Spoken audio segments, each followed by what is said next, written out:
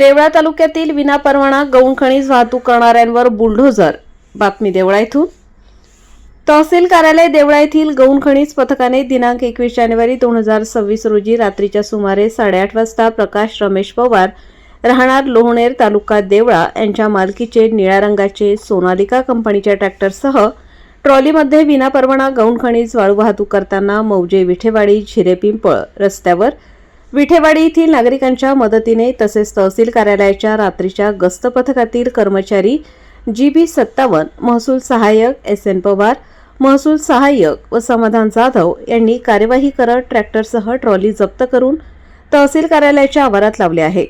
सदर कार्यवाहीमुळे अवैध गौण खनिज वाळू वाहतूक करणाऱ्यांचे धाबे दणाणले आहेत। वाळू व गौण खनिज वाहतूक करणाऱ्यांसाठी वापरल्या जाणाऱ्या चोर मार्गाच्या रस्त्यावर JCBच्या सहाय्याने चाऱ्या मारण्यात आल्या।